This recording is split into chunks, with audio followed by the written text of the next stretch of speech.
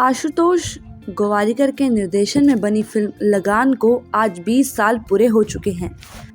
ना सिर्फ आमिर खान के करियर की बल्कि हिंदी फिल्म इंडस्ट्री की सर्वश्रेष्ठ फिल्मों की लिस्ट में शुमार होती है। फिल्म के 20 साल पूरे होने पर आमिर खान ने मीडिया से खास बातचीत की है। उन्होंने बताया है कि लगान को हाँ करने में उन्हें पूरे 2 साल का वक्त लगा था। वहीं फिल्म के रिलीज होने के बाद लगान ने नेशनल अवार्ड से लेकर ऑस्कर तक का सफ़र तय किया है।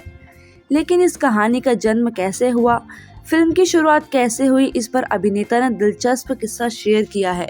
आमिर खान ने कहा, जब लगान की कहानी आशुतोष ने मुझे पहली बार सुनाई तो 2 मिनट में कहा था, एक गांव है, वहाँ बारिश नहीं हो रही है, लगान नहीं दे पा रहे हैं वो लोग, तो अपना लगान माफ़ करवाने के लिए लोग शर्त लगाते हैं कि क्रिकेट खेलेंगे। तो सच कहूँ तो ये जो आइडिया था मुझे बहुत ही बुरा लगा, मेरी कुछ समझ में ही नहीं आया। मैंने आशु को भी कहा कि पिछली 2 फिल्में तुम्हारी नहीं चली तो ठीक ठाक कहानी पर काम करो, तो वो थोड़ा मायूस हुआ।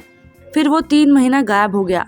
फिर उसने एक दिन मुझे कॉल किया कि मेरे पास एक स्क्रिप्ट है, कब सुन सकते हो। तो मैंने यूं ही पूछा कि क्या स्क्रिप्ट है, क्या लिखा है तुमने। तो उसने कहा कि तुम पहले सुन लो।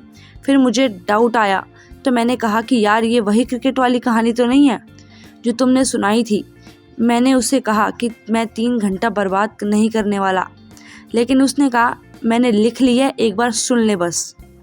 अभिनेता ने आगे बताया, हम कुछ दिनों बाद मिले और मैंने पूरी स्क्रिप्ट सुनी। जब मैंने पहली बार सुनी तो मेरी हवाइयाँ उड़ गई। मैंने उसे कहा कि ये शानदार स्क्रिप्ट है। मैं रो रहा था, हंस रहा था, लेकिन मैंने कहा कि ये बहुत मुश्किल फिल्म है, कौन बना सकेगा, जो भी प्रोड्यूस करेगा वो इतना भरोसा नहीं करेगा। फिर मैंने उसे कहा कि पहले तू प्रोड्यूसर ढूंढ के ला, मैं ये कर लूँगा। फिर उसने पूरी इंडस्ट्री में सबको ये स्क्रिप्ट सुनाई, लेकिन लोगों को सही नहीं समझ आई। हम हर 2-3 महीने में मिलते थे, इस पर बात करते थे। मैं हर कुछ महीने में उससे कहता था कि एक बार फिर स्क्रिप्ट सुना। ऐसे कर करके मैंने 3 दफ़ा सुना। जब भी मैं वो स्क्रिप्ट सुनाता था मैं भावुक हो जाता था। फिर एक रात मैंने सोचा कि मैं डर क्यों रहा हूँ।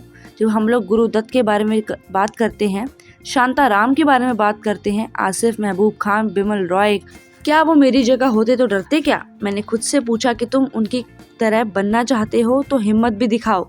तो वहाँ से मुझे लगा कि मुझे ये चैलेंज लेना चाहिए, मुझे हिम्मत दिखाना चाहिए। मैंने सोचा कि यदि मुझे इस कहानी में एक्टिंग करनी है तो प्रोड्यूस भी मुझे ही करनी चाहिए। मैंने कसम खाई थी कि मैं कभी प्रोड्यूसर नहीं बनूंगा, क्योंकि मैंने अपने पिताजी को देखा था ये करते हुए। लेकिन लगान के लिए मुझे ये कदम उठाना पड़ा। मुझे फिल्म उसी तरह बनानी थी जैसे आशुतोष ने सोचा था, कोई ज़्यादा कम ज़्यादा नहीं।